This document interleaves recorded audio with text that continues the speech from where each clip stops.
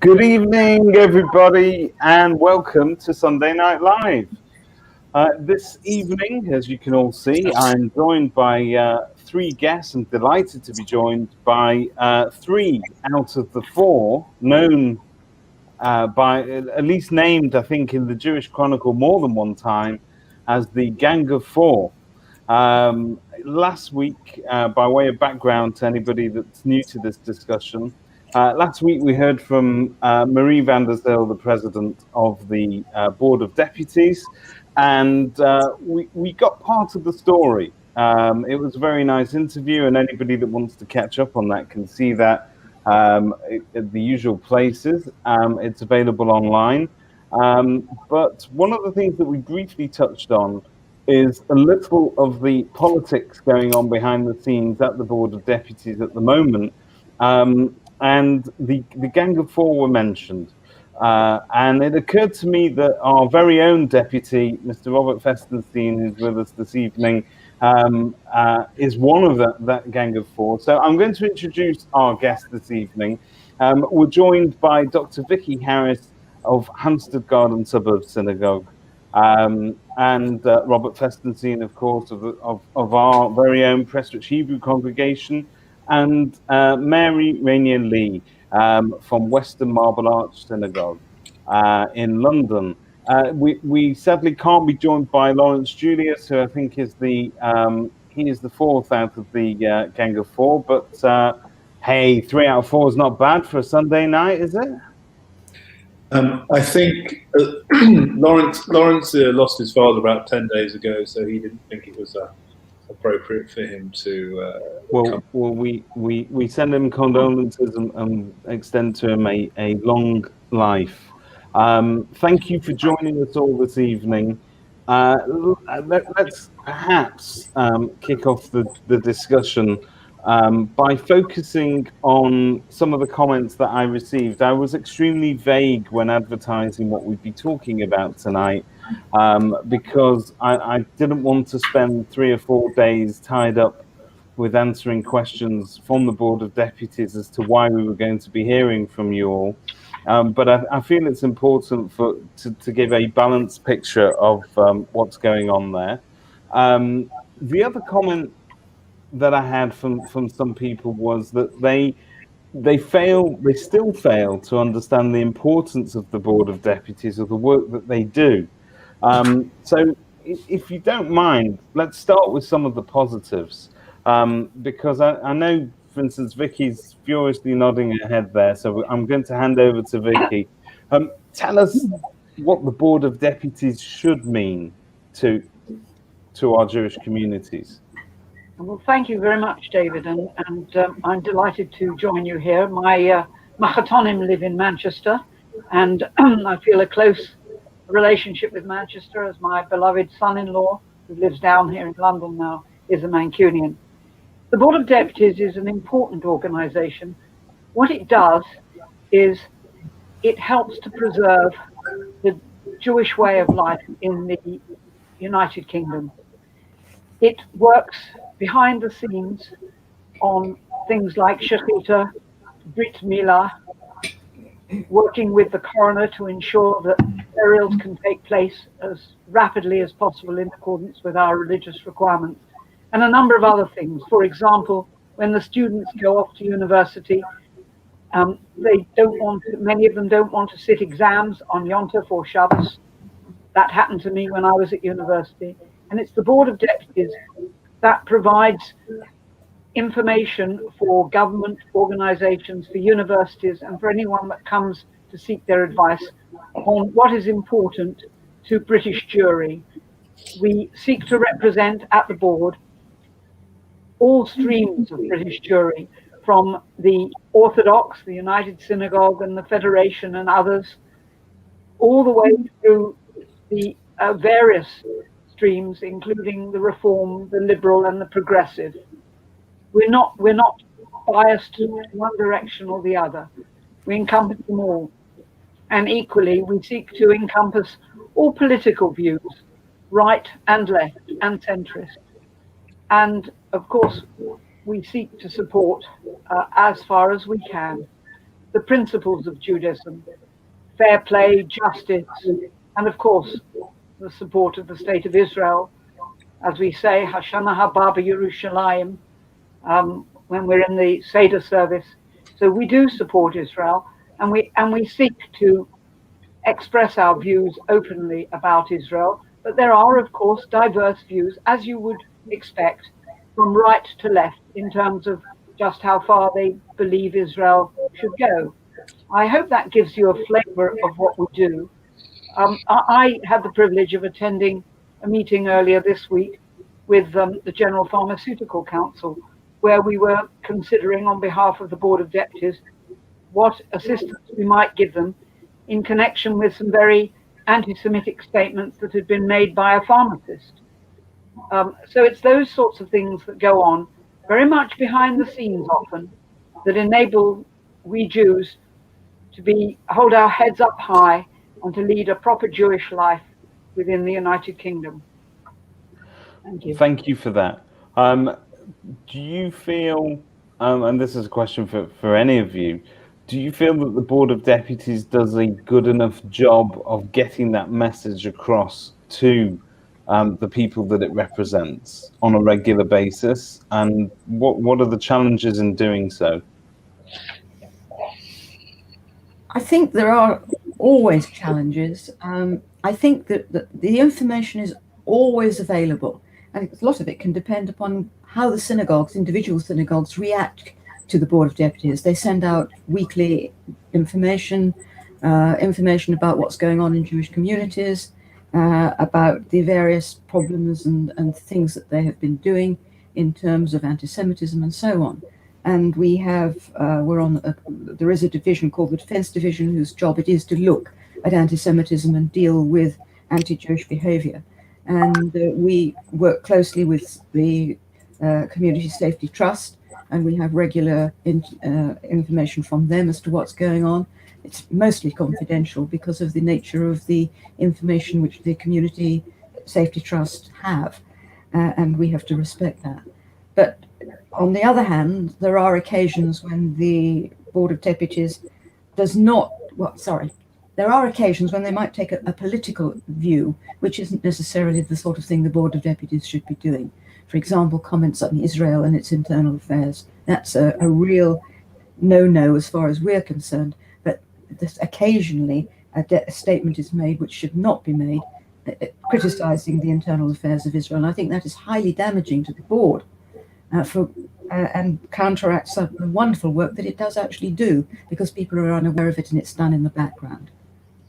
Okay, so before we proceed any further, obviously I'm going to make it clear for everybody listening and anybody watching this back at a later stage that the purpose of tonight is just to provide a balanced view. There's no reason in the world why we shouldn't be hearing from our very own deputy, or indeed actually a cross collaborative effort with other synagogues in London, and to hear their point of view as well, in as much as I think that's very interesting in itself. But what we're doing tonight is to not divulge anything that is particularly enshrined in confidentiality agreements or anything like that. We won't be breaching any of the board confidentiality, and without patronizing any of you, I'd ask you all to remember that when answering any questions this evening or talking. And I understand that part of your role is not to bring the board into disrepute. So what we aim to do tonight is perhaps to give members of the public a clearer perspective and a balanced view, but it's in no way its primary purpose is in no way to bring the board down or to merely critique it. There are some changes afoot which were referred to last week, and obviously it's been reported on in all of the papers. This week, I know the Jewish Telegraph are acting as our media partners, and they're co-streaming this at the moment as we speak. I know the Jewish Chronicle seems to be more London-focused, and the accusation of the board, and this really is a question for Robert, because I don't suppose your other two colleagues will know too much about this, but the accusation is that it's always been fairly centered around London and what goes on over there, and that the regions are not adequately represented. Robert, tell us your view on that. I think there are a number of. I think there are a number of issues as far as regional representation is concerned. I mean, firstly, it's important to know that there is a what's called a regional assembly. That is to say, a subdivision of the board where all those deputies who are not in the Greater London area form part of the regional assembly. They in turn elect a regional chair who sits on the executive, and then there's a regional council which runs it. It's not, obviously it's not as high profile as the board itself. The idea is to generate some regional activities, but in my experience there are obviously issues in relation to funding. Do I think that the board represents the regions effectively? I'm not sure it does. I think there's a few reasons for that. I think the JLC have got a very decent individual working here at Manchester. That the amount of help provided to the financial help, and I don't know what that financial help is. I'm not breaching any confidentiality. I just am aware that there is financial help available from the JLC.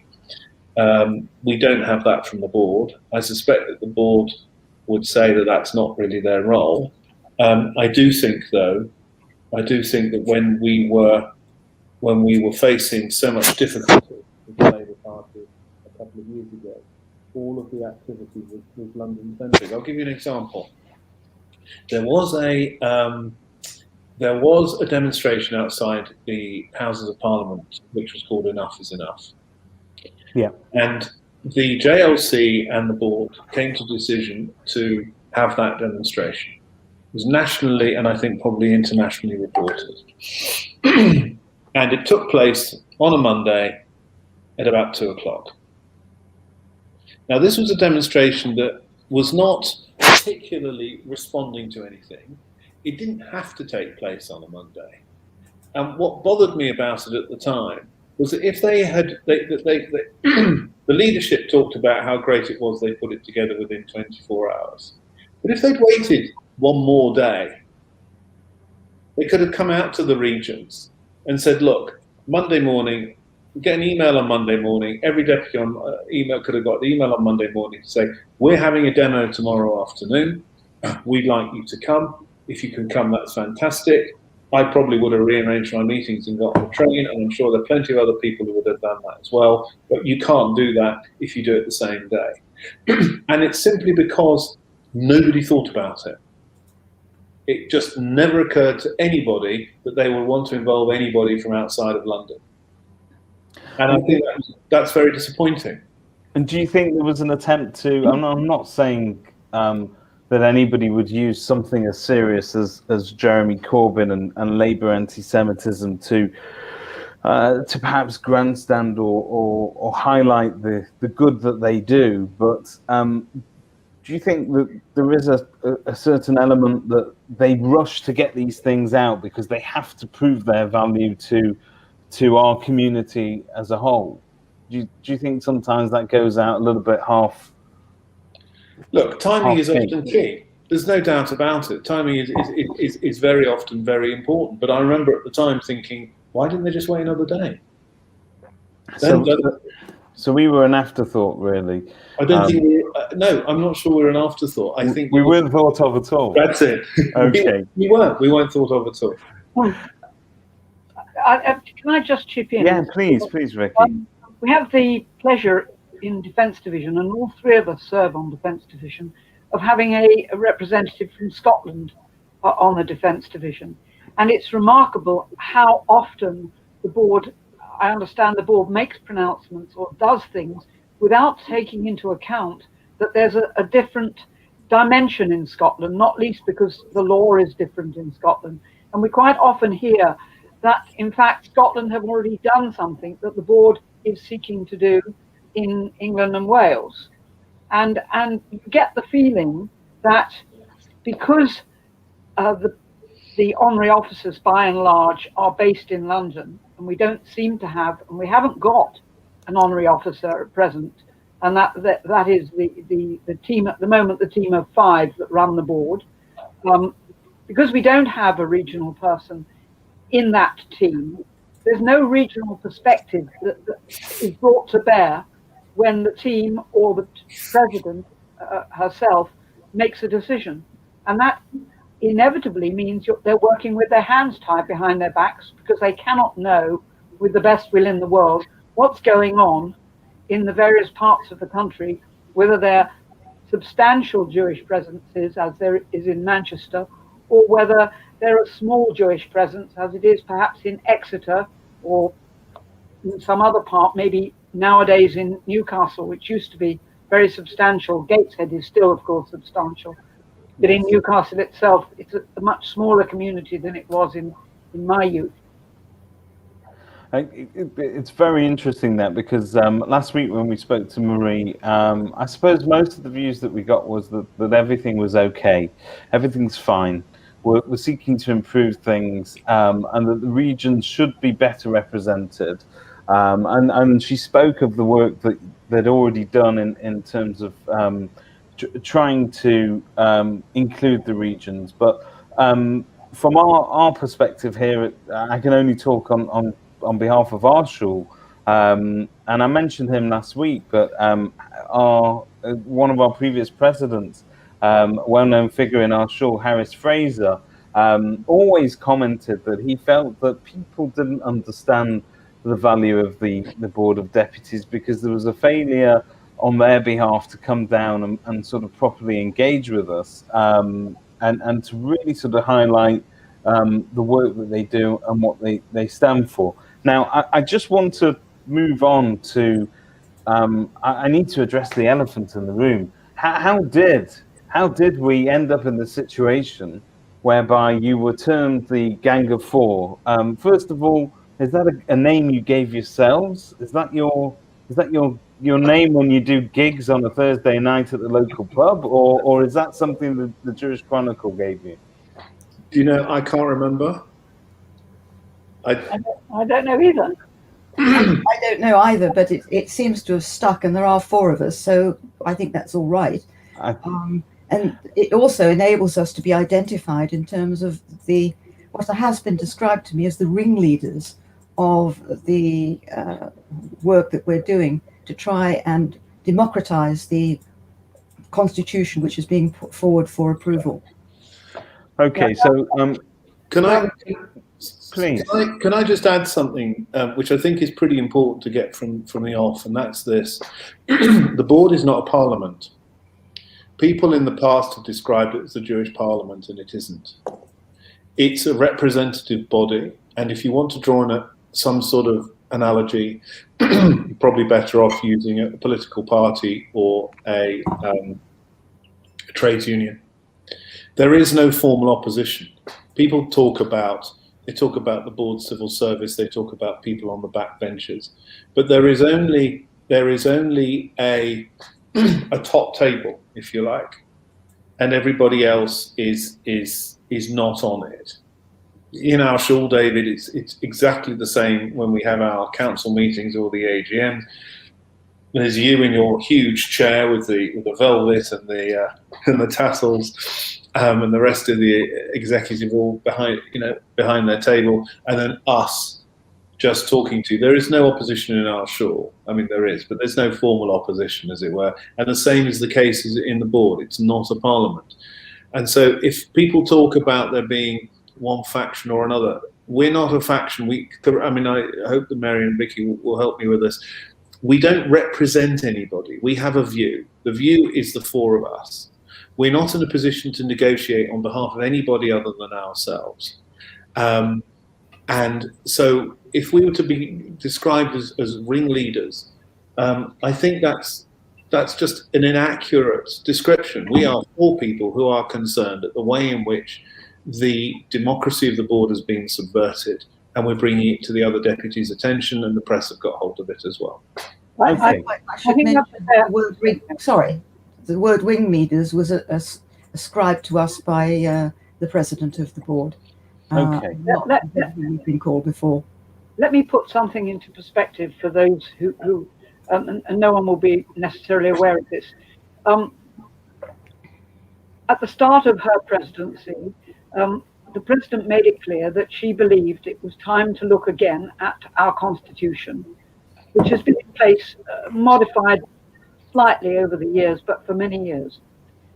She set up a constitution working group, and the four of us were all members of that working group. It consists of people with experience of governance, law, accountancy, and one or two others, but principally a lot of lawyers, quite a few accountants, people who worked in governance, as I've done, and accounting and other aspects. We came together and worked very constructively, discussing issues that needed to be addressed, we believed were appropriate. There were always differences of opinion, but it was a constructive working group that worked on these matters for a couple of years. In the end, there was only unanimity on two aspects. One was that the body of the trustees, who are currently what we call the top table, what we call the honorary officers, needed to be expanded very considerably to draw on and give opportunities to deputies to participate, to draw on the depth and breadth of skills that exist in the body of the deputies, and to give more deputies an opportunity to serve the community by sitting, so to speak, on the top table. There was agreement that it should be at least 11 trustees, and one or two of us thought maybe a few more, but there was broad agreement on that. Unfortunately, the honorary officers didn't agree and wanted only to have 9, notwithstanding there was complete agreement it should be at least 11. The second thing on which we agreed was that there should not be a nominations committee, which was an idea dreamed up by the honorary officer team, and by that I include the president. And that nominations committee was said to be required to prescribe the skills and experience and expertise of candidates who were going to put themselves forward to stand as trustees, and in some senses to vet them. Yeah. And the Constitution Working Group were unanimous in rejecting that. Those were the only 2 things on which there was unanimity. We 4 got together because we found that on things where there wasn't unanimity, we happened to take a common view. And that is how the 4 of us eventually got together, having worked as part of a bigger team and seeing that we had a community view. And when we saw the proposals that came out from the honorary officers, we were disquieted because they didn't represent what we believed was appropriate. They represented what only a small section of people thought was appropriate. And that is how it all came about. Now, sorry, rather long explanation. No. It's immensely helpful because obviously we've had one perspective, and I like to shine a light on the rest of it. I put it to Marie last week that one of the things that you had all objected to was this vetting committee, if you like, the suitability, and she outright sort of dismissed that. She said, no, we agreed to that. We got rid of that nominations committee. But since talking to you all, I understand that in actual fact, the honorary officers have awarded themselves the opportunity and the right to act as a de facto selection committee. Is that correct? Yes, it is. That's in the draft constitution that deputies were not able to pass with a majority that was necessary last time we met. They sneaked it into Rule 4.3.1, saying that they would have the ability to set out skills, experience and expertise of those who were going to be able to stand as candidates. This goes against what the Constitution Committee unanimously agreed. And so they've abolished the Nominations Committee by name, but included the same provisions elsewhere under a different heading. If I can just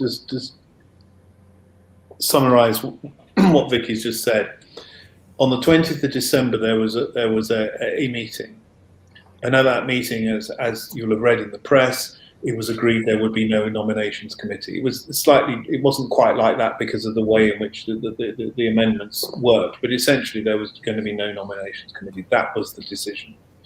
And then after that, the nominations committee was then replaced by the board, i.e. the honorary officers or the trustees, depending on which phraseology you wish to use, reintroduced last week, and no debate was allowed.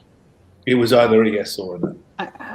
How can it be that a organisation the size of the Board of Deputies that claims to be as representative of our communities across the length and breadth of this country, how can it be that they pick and choose when democracy is the right thing and when it is the wrong thing?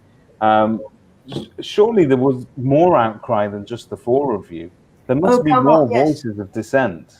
Absolutely, because what you need to understand is, yes, we have made these points to everybody that we can, and we've sent emails to all the deputies. When we met on the 20th of December, we put forward, I can't remember, I think it was 7 or 8 points of things that we wanted to see changed in the Constitution. And Mari said it would be a wonderful opportunity for democracy. And she put each of those to the vote so that the deputies could say whether they wanted it or not. Every single one, the deputies wanted what we wanted. They voted for what we thought, which means that more than half the deputies there, it's not just 4 of us, were well over 100, I think about 120, 130 wanted it, not just us.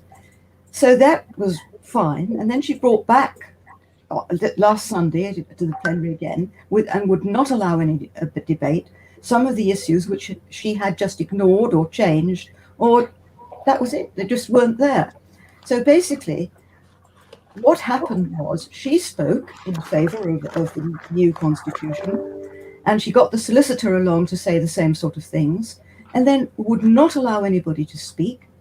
It was either take it or leave it. Either you're for the new constitution or you're against it, which means that the people who had voted for some of the things that were not there now or had been changed were not aware, because to be honest with you, you're looking at over 100 pages of constitutions in forms of rules and things like that. Yeah. And I will guarantee that the vast majority didn't actually know that because they hadn't read them.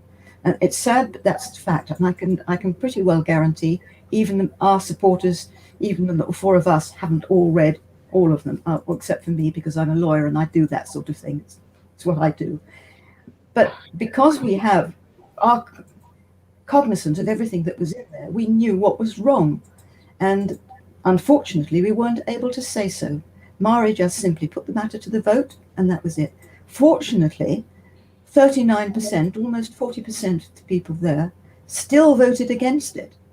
They still wouldn't have that constitution. And it's not a question of right or left either, because many of our supporters, some of our most vociferous supporters, are over a different political stripe than perhaps I am or other people are. It's a common feeling that what we need is a democratic, fair, open, transparent, and accountable document that we can deal with. And it just hasn't happened. So we're carrying on the fight because we believe that in order for the Board of Deputies to move forward in the 21st century, is to have a proper constitution which fulfills the requirements of the Charity Commission. And frankly, it doesn't. That's as simple as that. And I understand that at present, the failure to sort of secure agreement on these points on the Constitution has pretty much brought some of the board's function to a grinding halt. So the JC reported this week that the board panel for complaints went on strike and effectively are not going to hear any more complaints until the new constitution have been put in place. And now they're citing issues of responsibility, but more than that, liability. And that is something that Marie was very keen to express last week, that in her point of view, there's a great degree of personal liability being carried by the deputies. Where do we stand on that? Well, sorry, Vicky, be my guest. Vicky. Yep, I'm a member of the Constitution Committee, which has among its responsibilities looking at applications for membership from synagogues and other organizations, charities, and the like. But in addition, it has responsibility for looking at alleged breaches of the Code of Conduct. And these are often just spats between deputies on social media, which don't do any harm to anybody, except they're irritating to some deputies and not others. But there are occasions when possibly the actions of deputies, when they're functioning as a deputy rather than in their private lives, has the potential to bring the board into disrepute. And we have to set up small panels to consider any complaints where someone has alleged that another deputy's conduct, perhaps in the course of a meeting, whether it's of a division or in fact in a plenary, brought the board into disrepute and breached a number of aspects of our Code of Conduct. And I've chaired one of the panels, and in fact had two fellow deputies sitting with me, one of whom was a fellow member of the Constitution Committee, and another was drawn from the body of deputies. And we sat, just as I do for a number of professional regulators, and considered the evidence provided by, in this case, a live stream of a plenary, because that was the allegation related to someone's conduct at the plenary. And we heard from the deputy in question who was the subject. And that's what has been happening. I am not able to comment on the detailed reasons why the Constitution Committee has said for the present that we will not consider any further cases, but it is to do with the potential liability of those who sit on and chair the panels in the event that there's a legal case brought against them. And that is the only reason that that the Constitution Committee has, for the moment, suspended its work on Code of Conduct matters. We have not been able to obtain an indemnity from the honorary officers in respect of those activities, and there is no reason for me and my colleagues to take personal liability in the event, albeit very unlikely, that a person who's the subject of a complaint, or perhaps who brings a complaint, takes a legal case against us. Okay. Can I add something? Yeah, sure. Very important. And that is the question of an indemnity. The board is made up of two limited companies and one unincorporated association. And that in particular means that there could be liability on its officers in particular for bad behavior. And what I really mean is breach of some law or something of that kind. That company, like most companies, that institution, association, like many limited companies, in fact, I think all of them, have insurance to cover claims of that kind, including the unincorporated association. However, and Vicky, you will correct me if I'm wrong, there might have been some discussions with the insurers who looked at this thing and said they weren't going to insure it because they didn't think, well, let me put it like this, I can't judge it, I don't know what happened, but they weren't prepared to insure that particular risk, which means that they must have thought something was a risk that they might have to fulfill in terms of indemnity. Now, what should really happen is that the honorary officers should look at what they've done and how they've done it, and if they don't understand what has gone wrong, they should get outside advice to discover how they should have dealt with it, how they can recover the position and put it right. And putting it right and saying it's our fault because, or they're protecting us from being sued, I don't think is the answer to the question. We have to all understand we're responsible for what we do. And if we break the law or we undermine the constitutional documents or association documents or what have you in an unreasonable way, then we will have to accept the result of that. And it also is the case, and in the new constitutional documents, that if that they will be covered for costs in defending and so on any actions or prosecutions. But if those actions turn out to be unjustified, then they will have to repay the costs to the institution. And the same thing applies to any prosecution. If they were found guilty, they would have to repay those costs. That's in the constitutional documents. I don't actually see much difference between the current position and the position that is being defended as to one of the reasons we've got to do this urgently. This situation has been on the blocks, as it were, for certainly while I've been on the board, some 4.5 years, and it's gone back to the 18th century when the board first came into, was first founded as an unassociated,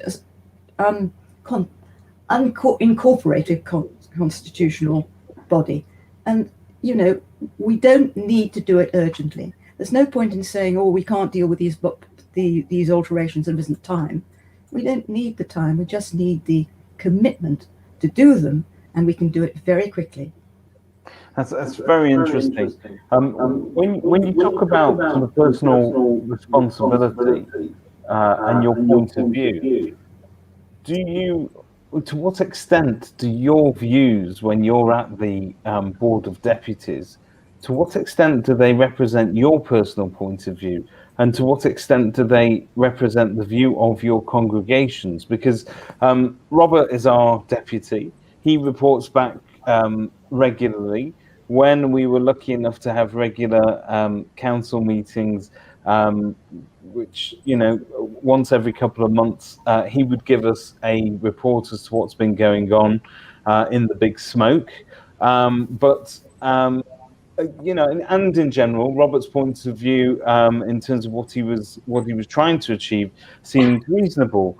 More recently, obviously, we've learned that there are these constitutional issues and perhaps a threat to the democracy of that organisation, and that is more concerning for us. But to what extent do your honorary officers at your organisations, at your schools, how involved do they get, and do your congregants feel as strongly as you do on these points? Well, shall I kick off on this? Please, Vicky. We are in quite unusual circumstances. I normally go to shul every Shabbat, and I enjoy talking to people at the Kiddush, and people often approach me and talk to me about the board. I myself have served now as a deputy for my synagogue since 2002. For the last 18 years, I took over from my late mother, who was one of our deputies. I have served on the synagogue board of management, now called the council, for many years, and I attend the annual general meeting. Well, there's a bit of feedback here. Everything has changed now. I saw the chairman of the shul today. I'm in touch with people by telephone, and people know me. I'm a member of the community. My family my grandfather founded the synagogue, so I'm from a well-known family in the synagogue. Several of my own family serve in the synagogue. People know that they can get in touch with me or any of the other fellow deputies that represent Hampstead Garden Suburb Synagogue. We're a very open community. Inevitably, some of the views are going to be my views, but I don't think, in fact, I'm completely confident that the deputies properly represent our synagogue, in the sense that what they're seeking for is adherence to the democratic process, permitting people to speak for and against motions, not simply allowing one side of the coin to be exposed, but both sides, so that people can make proper decisions. These are matters of governance. They're not very difficult concepts to grasp. And I'm completely confident, by discussions that I have with people that I talk to over the telephone now, and sometimes over Zoom conversations, by the fact that I see the chairman of the shul more than once a week, as it happens. He happens to live in the next road to me, happened to be outside my front door today. I also talk to the other deputies who represent our synagogue and discuss with them, so I'm able to take their views. I don't think I have any difficulty in saying I'm confident that I properly represent my community, and that there will be a large, in fact, almost complete measure of agreement in the pursuit of democracy and fairness and openness and transparency. It's something we are privileged in our community to have a number of high court judges, leading counsel, barristers, solicitors, accountants, people who understand governance. And I'm completely confident that the views that I express, and those I believe that my colleagues in the Gang of Four express, are in tune, certainly with my community, and I'd be very surprised if they weren't in tune with their communities. Okay, that's very interesting. I'm going to just refer to some of the comments that we've had this evening. I'm going to just flash them up on the screen now. Good evening, Rodney. Rodney Barkley joins us again. It seemed to be that the Board of Deputies was very slow on the uptake with the Labour Party. and anti-Semitism, and were dragged along on the coattails of the AAC and the JLC. Hence, the No More rally was London-centric. As far as I am concerned, the Board of Deputies just represents British Jewry on a non-political basis. It doesn't have to represent London or Manchester or any other community. We have our Rep Council to represent the Manchester community, which is our community. The Board of Deputies should be a focus point for the government and for the Pharmaceutical Society or any other body that needs a face to speak to. Thank you for that, Rodney. Picking up on some of Rodney's points, and you can choose to address all of it. But one of the questions I put to Marie last week was that there was a bit of displeasure and probably disappointment with the way that the Board of Deputies, and particularly the leadership of the Board of Deputies, had handled the Corbyn saga right from the beginning. And that by the time we got to the Enough is Enough rally, that's all well and good. But this started many months before that. And some people were petitioning the Board of Deputies to speak out explicitly against the Labour leadership in extremely strong terms. And some had even suggested that it was time to cut formal ties with the Labour Party until Mr. Corbyn had resolved his issues with us. Now, obviously, that's an extreme view, but hindsight's a wonderful thing. And it seems to be that the Board of Deputies leadership took the view that, well, in hindsight, it's okay to jump on Mr. Corbyn and say that he should be removed, but they didn't do it soon enough, did they? Well, Robert? I think I'll jump in on here because there was a Karen Solomon, who is another Manchester deputy for, I think it's Higher Prestwich. She and I put a motion towards to the board in relation to the relationship with the Labour Party, and it never even got to the floor. The motion was just was mysteriously at the last minute replaced with a debate with no vote whatsoever, and I never got a satisfactory answer as to how that happened. I mean, my view was that what we should have done was to have ceased talking to Corbyn and his pals, because there was no purpose in doing so. And if I can just sort of take a sort of talk in terms of general political terms, if you want to be elected, you go and make nice with everybody, whether you like them or not.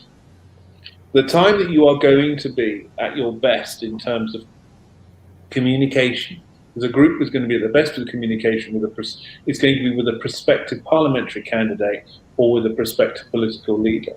The fact that the Labour Party treated us with such disdain, disrespect, dislike, hatred, whichever words you feel are appropriate, just demonstrated they didn't care. And so trying to be nice to them or trying to continue a dialogue with them was a waste of time. And in fact, in my view, the more we were asking them to apologise, the weaker we looked, because they would just carry on doing what we're doing, which is why what I wanted to do was to send a motion to send a message, which was this, is we're not talking to you anymore. We'll talk to other people in the Labour Party. We won't cut off ties with the Labour Party altogether.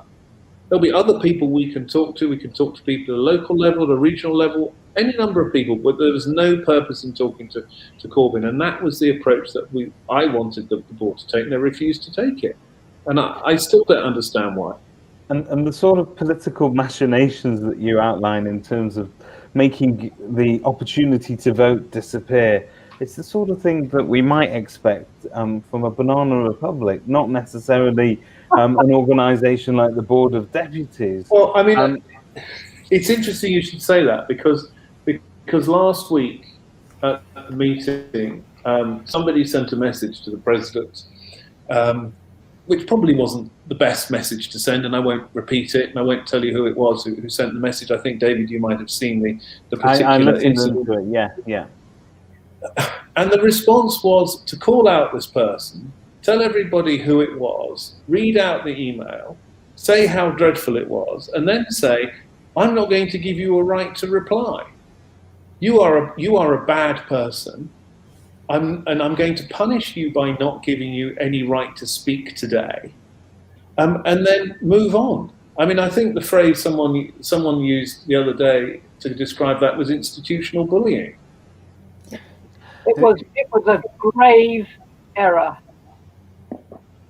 It was actually something which, if anybody wanted to do so, could complain to if it was still working, the Constitution Committee for a breach of the code of conduct, that we have to show respect to people, and humiliating somebody in public, particularly if you actually received the context of what he actually said, which was not justified. And also, it's contrary to the Torah. You must not humiliate people in public. It was an appalling thing. And somebody else who was sitting here listening said to me afterwards, "Isn't that awful?" Yeah. As an outsider, that was the first thing that struck me, that the meeting was, and I'm being very polite in my terminology here, it was very closely chaired, in as much as nobody was given more than 2.5 minutes, and 2.5 minutes with a plenary of that size, with all due respect to everybody there, it doesn't give them enough time to even break a sweat or get into the swing of their arguments. But I saw the incident and I was gobsmacked. David, let me interject here. That wasn't the only person who was humiliated, and it was unacceptable. But there is a reason for limiting how long people can speak. And here I feel I must defend the President. She has a lot of people who want to speak.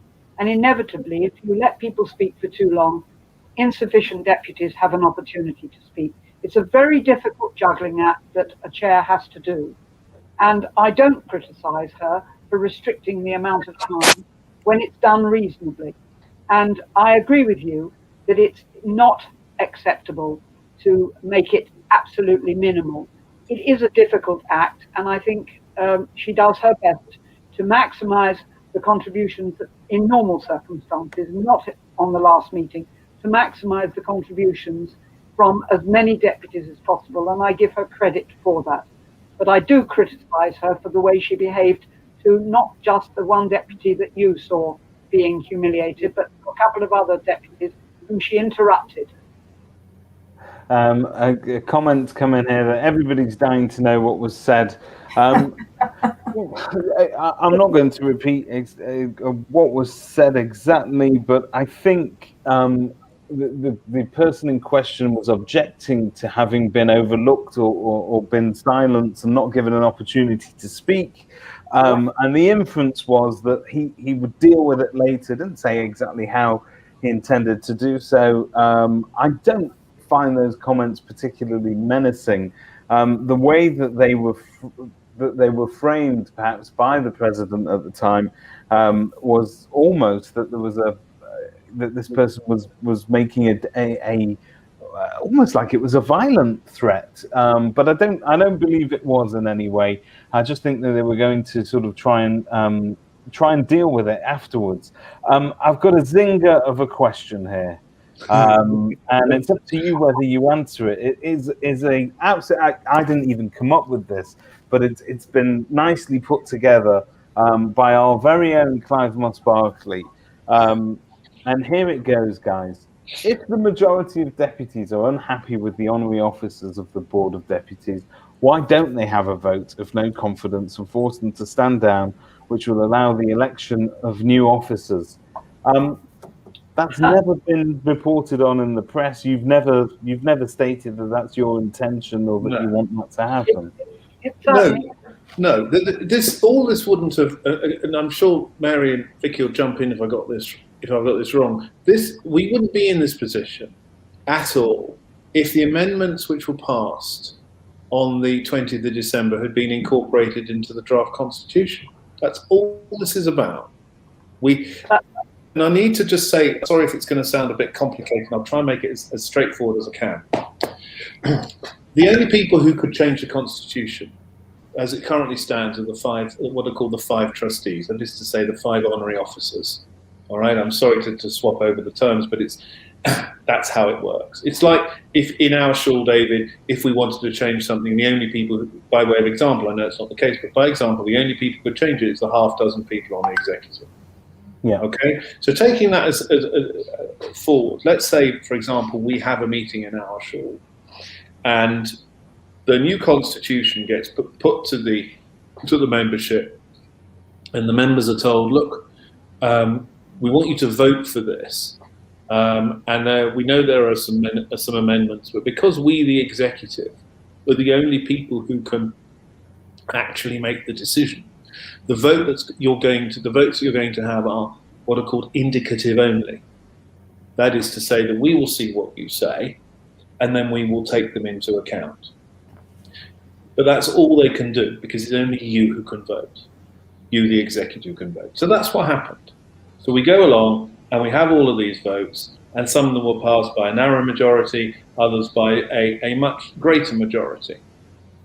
And the impression we got when the president said, this is a triumph for democracy, her words, we're not putting words into her mouth, but that is what she said. This is a triumph for democracy. We expected those votes to be carried through. Now, there was one in particular, which was term limiting. And that is to say that, and again, this has been reported, there's nothing confidential about this, and I'll come on to the issue as to whether any of it's confidential because it's a public charity, it's a separate matter. So there was the idea had been brought forward in an amendment that nobody should stand as an honorary officer, as a trustee, we'll use that phrase, for more than 2 terms without taking a one-term break. So you're in for 6 years, you sit out for 3 years, and if you can stand it while you're still alive, or a combination of the two, you can come back in. And that passed. There was subject to... Majority. Sorry, Vicky? With a huge majority. It was a big one. It was 164 against 67. A Wow. big majority. Yeah, but there was, so you could, if you wanted, for example, to be, say you were a vice president and you were vice president for two terms, in there for 6 years, unless you wanted to stand for president, then you'd have to take a step back. Yeah. So as Vicky has reported, this was passed, big majority. And before the vote was put, before there was discussion on this, the president said, look, there are 2 people here on the top table who will not be able to stand if you pass this motion. So it's like, it's a dead easy. She said, pass this person and that person will not be able to stand, they'll have to sit out for 3 years and come back. And everyone understood that, they went ahead and voted, and the 2 people, therefore, as a consequence of the amendment, would not be able to stand. So what happened then was that the amendment was tweaked. Right. So the two-term thing is in, but there are called what grandfather provisions to allow those 2 people who we were told would not be able to stand. It's okay, they're my pals, or they're our pals, and we're busy voting for ourselves here. And we're going to ignore that particular bit, and we're going to let them be eligible to stand anyway. I think the word cronyism comes to mind. But the point I'm making is this, and it's a long point, is that all we want is for the original decision of the deputies made on the 20th of December to be recognised. It's as simple as that. We don't want to get rid of anybody. We don't want to have a vote of no confidence. We want the democracy to take its place. Let me answer your question. Why aren't we having a vote of no confidence? Very simply, there isn't, as Robert has said, that's not what we want. In any event, there will be elections. There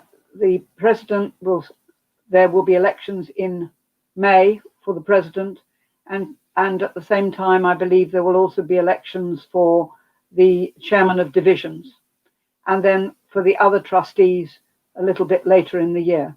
So there is no need to do anything as dramatic as calling a vote of no confidence. This is about getting the Constitution right.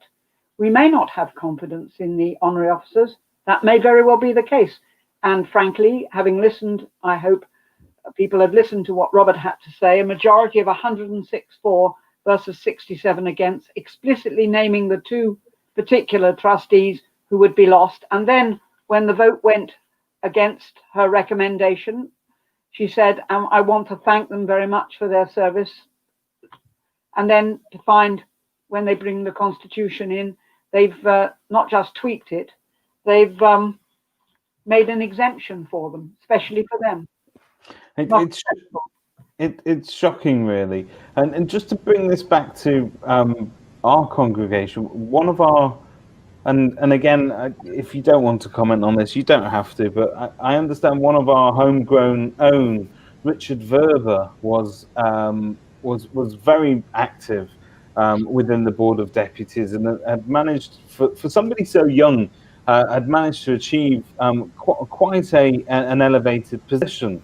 And I understand that it was he that had attempted previously to bring in the notion of term limiting, which I think is immensely healthy anyway for an organisation of the Board of Deputies size. And it does prevent cronyism, and it does prevent people going stale, and it does prevent us all just recycling the same nonsense and living in an echo chamber.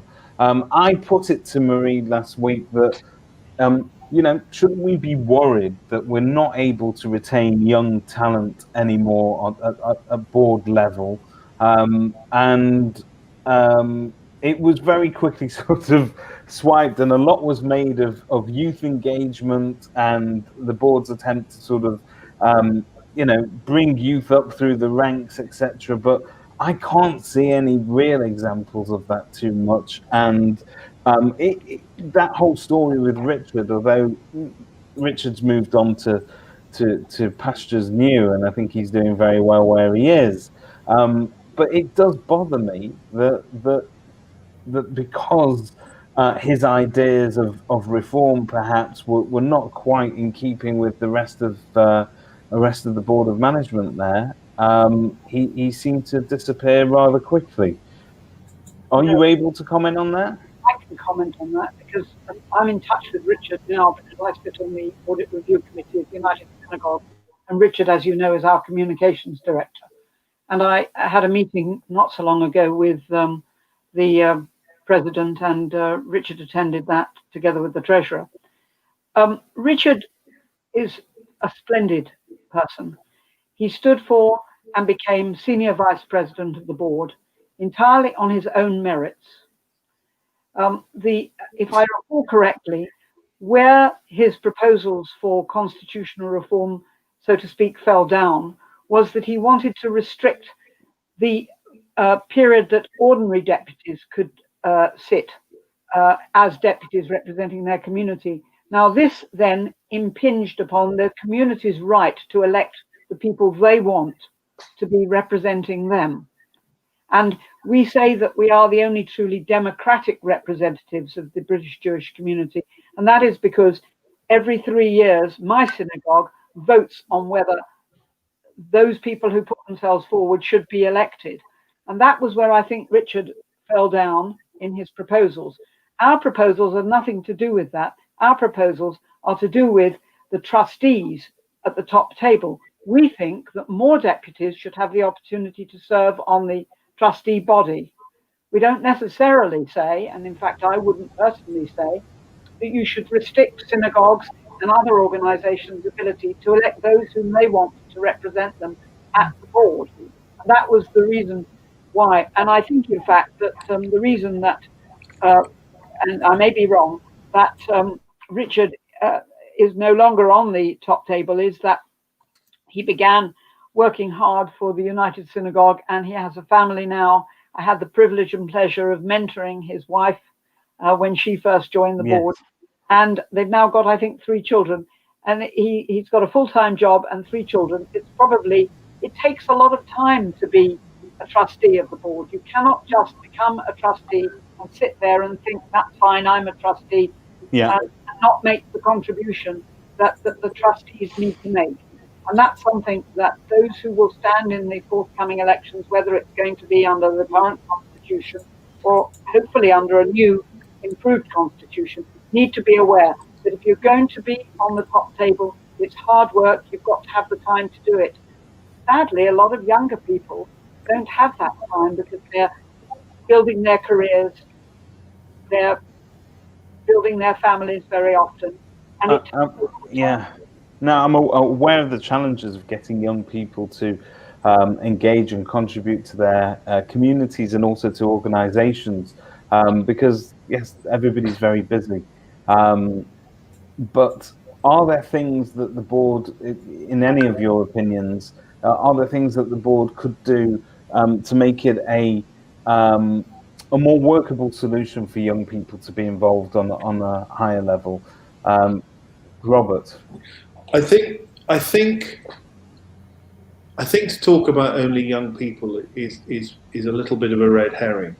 The difficulty that the board has, and I don't think it's particularly restricted to the board, is that there are not enough people interested in being deputies. So that the reason that they are the same faces year in, year out is because nobody's really particularly interested in being a deputy. If you made being a deputy more interesting, if you made it more where you were more involved, where you actually did something, then I suspect that the interest would start to rise and you would see more contested elections.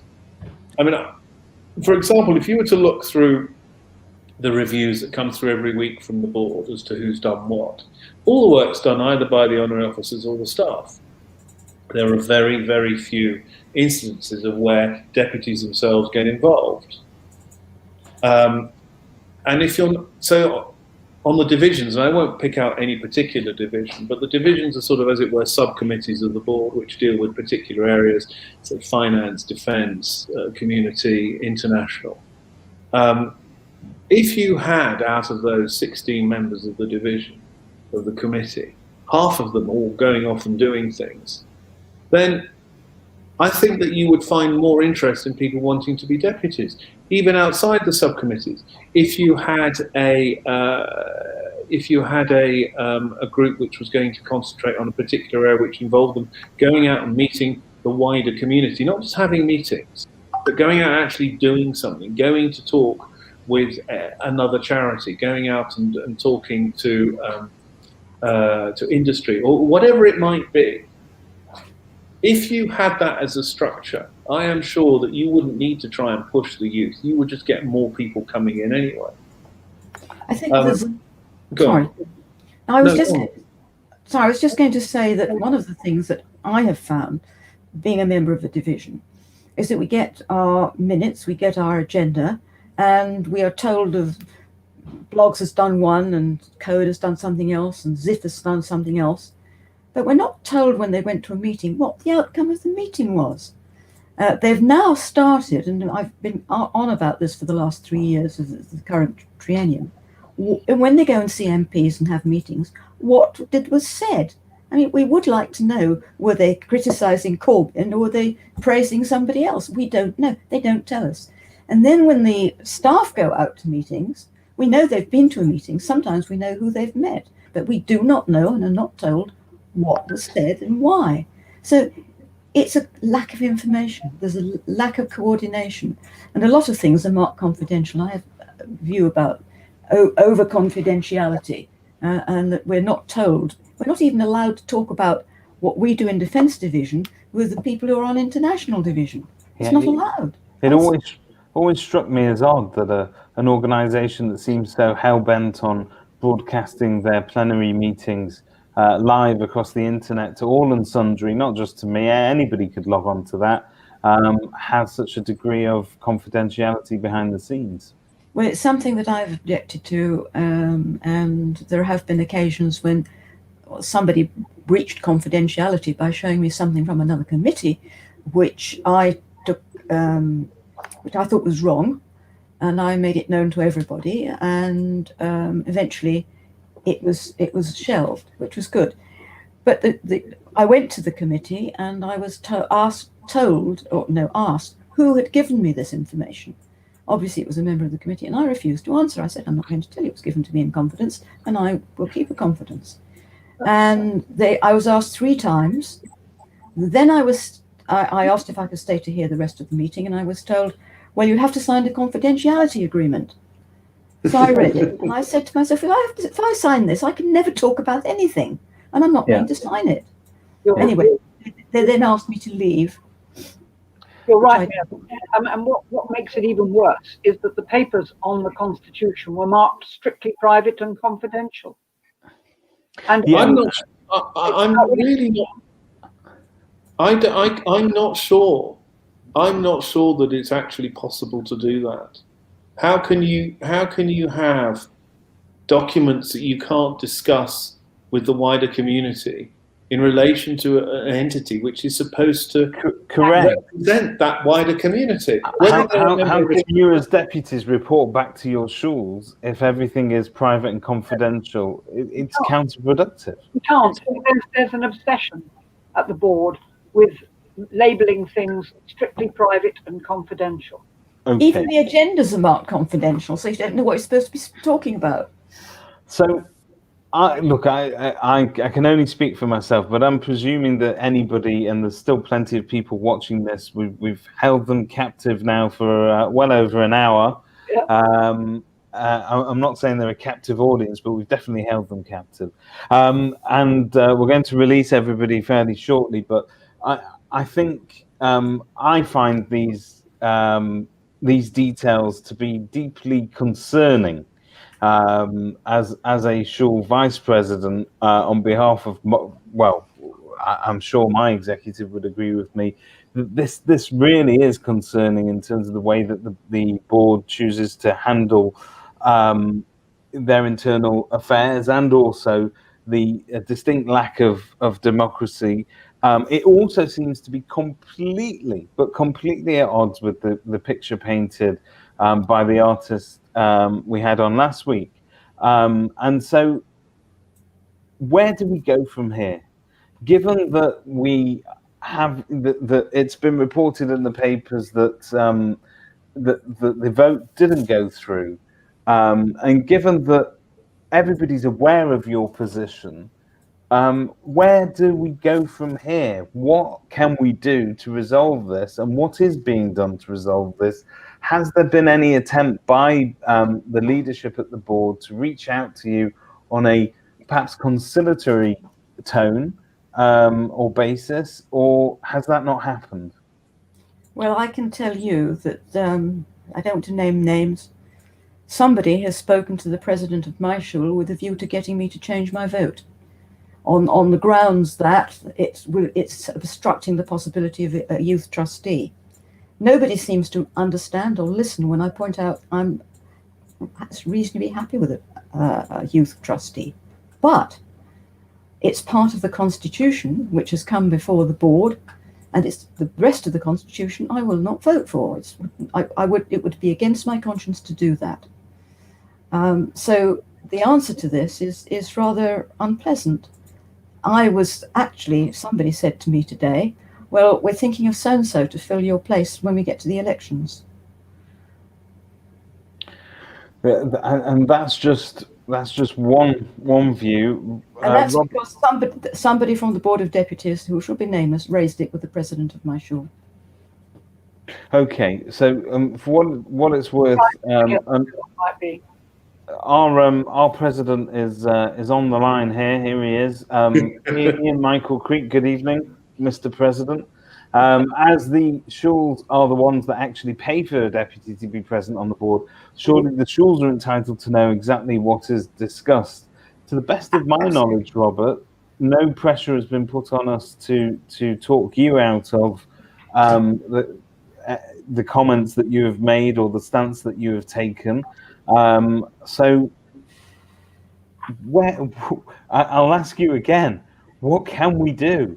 Because, if the board is rotten from within in terms of its ethos and its leadership, what can be done to rectify this? Is there room for compromise? Okay, I'll say a couple of things. I don't think it's rotten. I think that's probably a step too far. I think that there is, though, a sort of modus operandi of patronage, of a patronising approach taken to the deputies, that they are there because they have to be, not because they're needed. and that secrecy is absolutely key. The only way you can change that, it seems to me, is to have a more transparent way of operating. And the new constitution, perversely, was intended to do that with 11 trustees, so that you would have what are called sort of 5 specific trustees replacing the current honorary officers, and another half a dozen people who would be flexible to move from one role to another. I think pretty much in a similar way that you and I have talked about with Arshil, where we have a sort of a broader base of people.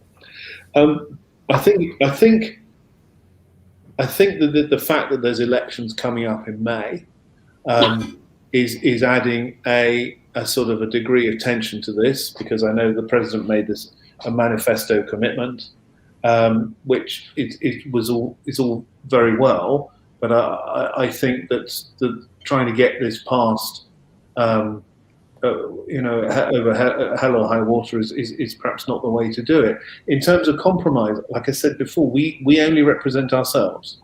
There's only the 4 of us. And I don't mean to be belligerent about this, or maybe I do, but as I said before, all we want is for democracy to take its course. There was a vote in December. All we want is for that to be adhered to. It's nothing more complicated than that. Can I just, there's one more point which you which you sort of raised earlier, which I want to pick up on, and that's this issue of unincorporated association or unlimited liability. I can't work out, and I've thought about it a lot, and I've discussed it with various people. I can't work out how it is that, as an ordinary deputy sitting there, doing nothing, and just watching the world go by, that I might be liable for something that the board itself does. It doesn't make sense to me.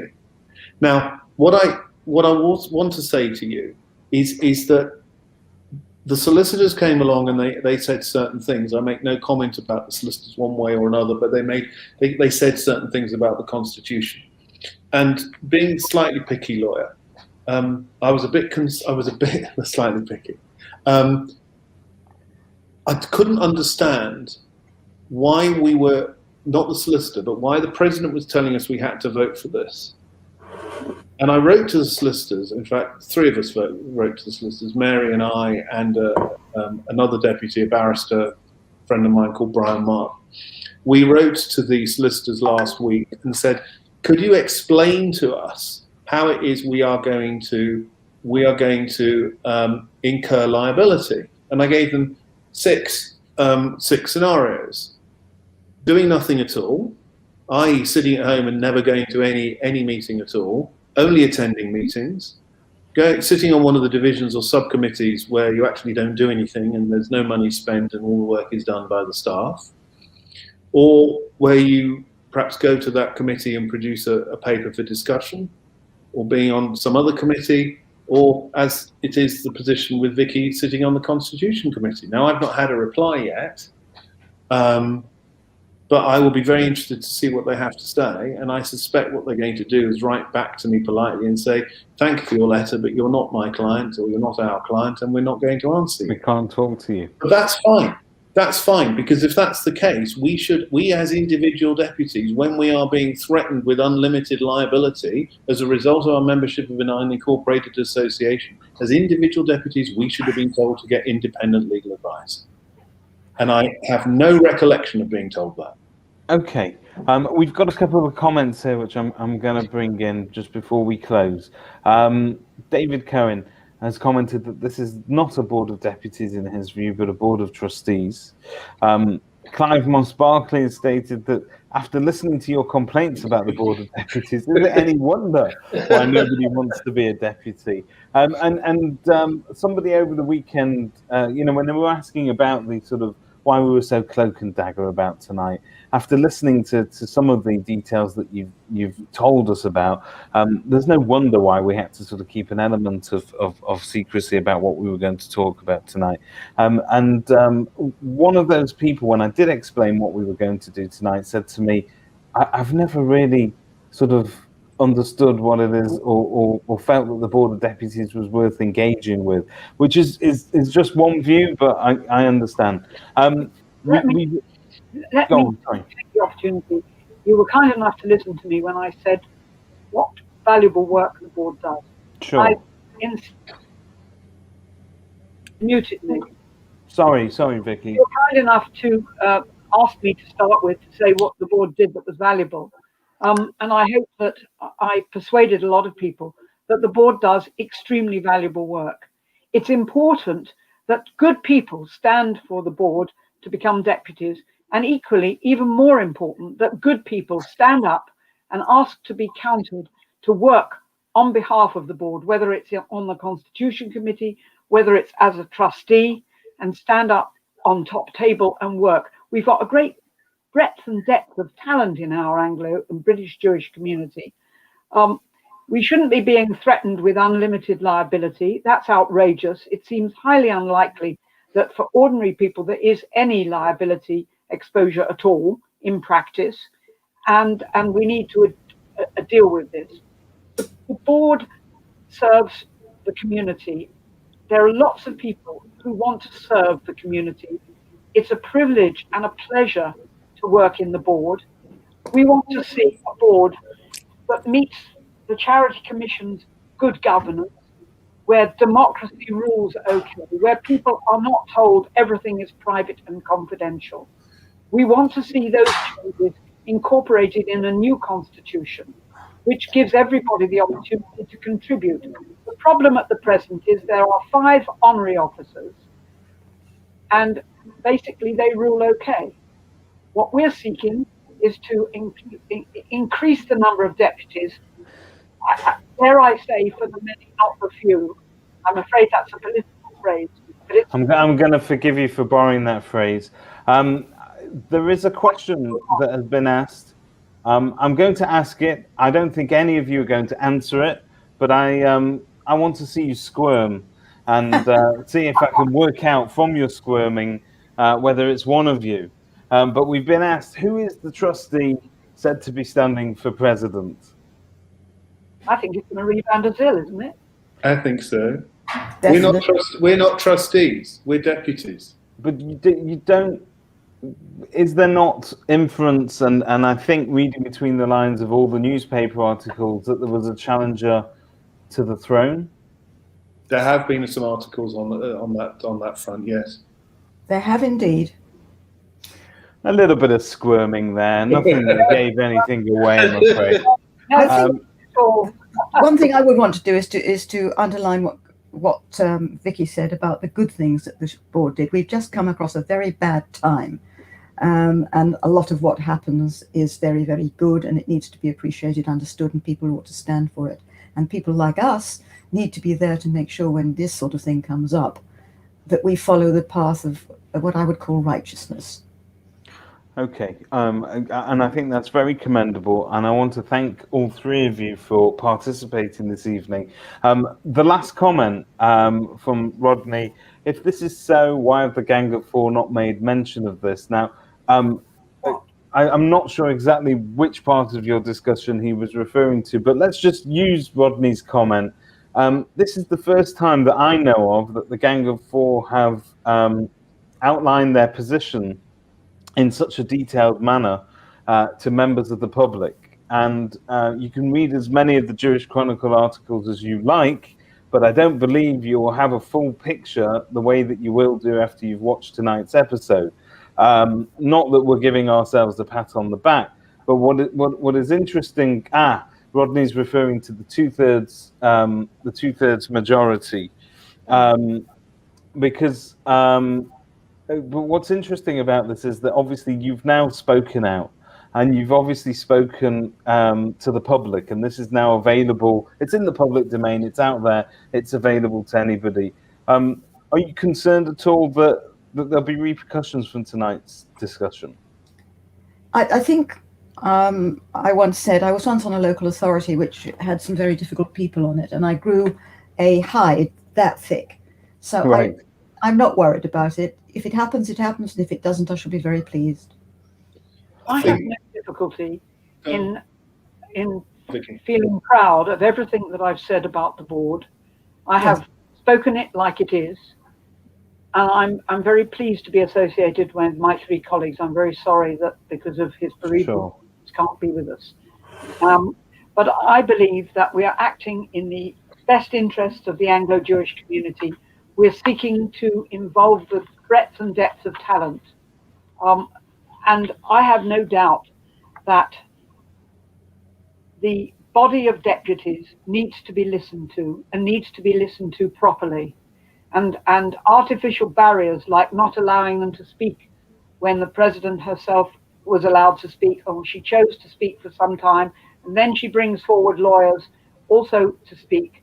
And having opposed all of the amendments that us and a number of other people put forward, the honorary officers opposed every one of them, and they were all passed by bigger or smaller majorities.